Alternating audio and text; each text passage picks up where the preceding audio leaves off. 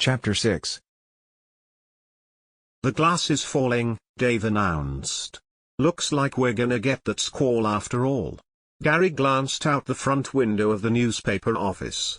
Main Street was nearly deserted.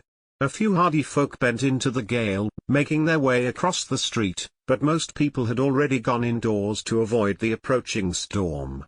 Guess this cancels our little trip for today, Gary mumbled. He sat down and began to clean his scuba gear. The rain started slowly at first, then large drops thumped against the window panes. The front door burst open and Laurie came rushing in.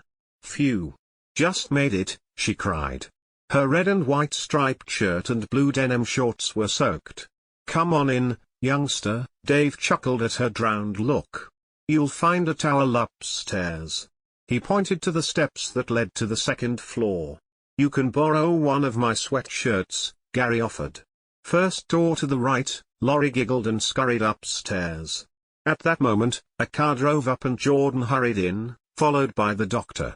"Our plans for today are really washed out," Jordan said. "Anyway, Doc has more news for us. Just got a call from the museum in New York," the doctor told them, sinking into a chair. "They'd like to send us some special equipment to explore the tunnel with. Wetsuits, high-power lights, and a professional diver to give us a hand." "That's swell," Gary exclaimed, then he hesitated. Now, don't worry," smiled the doctor. "They're not going to take over the whole show. They just want to give us a hand. After all, son, we've no idea what may be down there, and none of us has had much experience along these lines." "Sure, Doc. You're right." Gary grinned sheepishly. "When's this guy coming?" "Tonight. Name's Stan McAllister." When Laurie came downstairs again, she was also pleased with the news. "The wetsuits will be a blessing," she said. Jordan didn't know what a wetsuit was. Laurie explained. "A wetsuit made of rubber.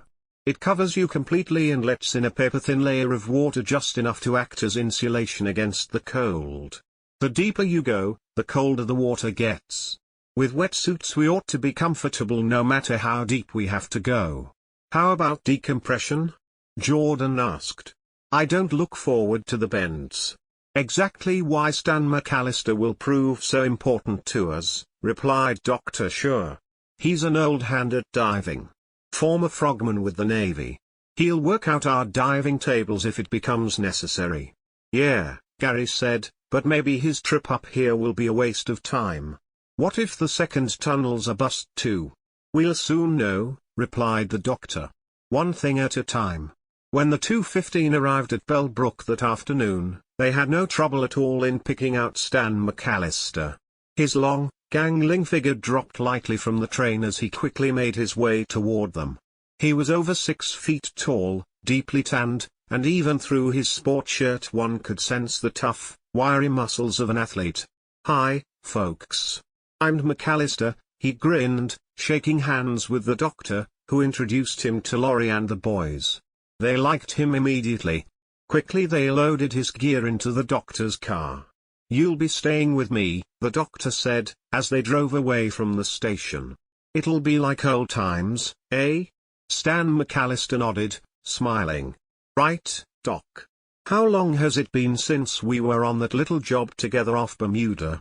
2-3 years ago. Dr. Shaw told Laurie and the boys about the expedition. "Stan and I got together on a vacation one summer and went treasure hunting. Looking for a Spanish ship that sank, back in the early 1700s. Unfortunately, we never located the wreck, though. But we did get a nice sunburn, Doc. Put you flat on your back for a week." Dr. Shaw grimaced at the recollection. "Most unhappy week I ever spent.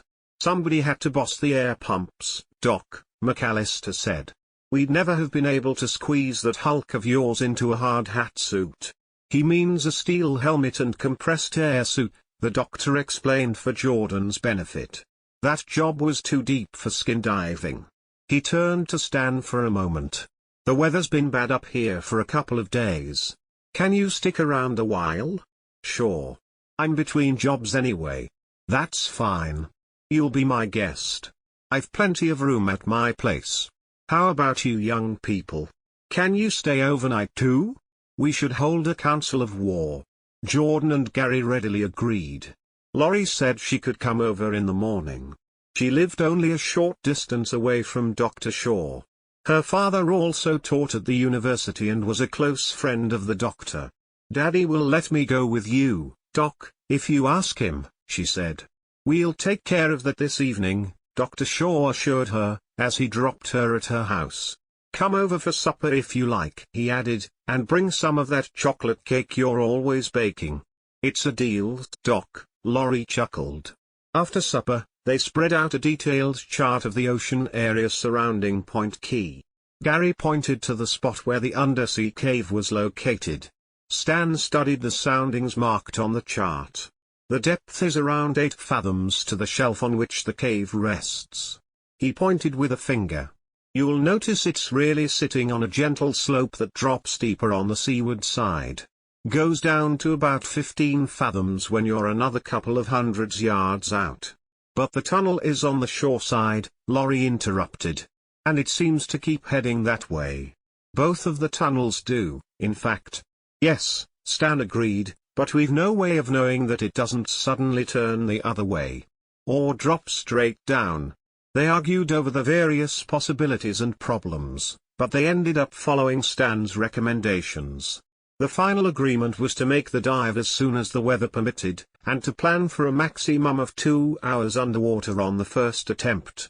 Less time if we go deeper than the danger level, Stan added. Dr. Shaw had rented a small yacht for their expedition. It would provide a more stable base for their operations. One of them would remain aboard at all times as a safety precaution. The boat had a radio telephone so that they could call the Coast Guard in case of emergency. Finally, after all possible preparations had been made, the weary party made a call to the Weather Bureau. The rain would cease by morning and the sea would be calm.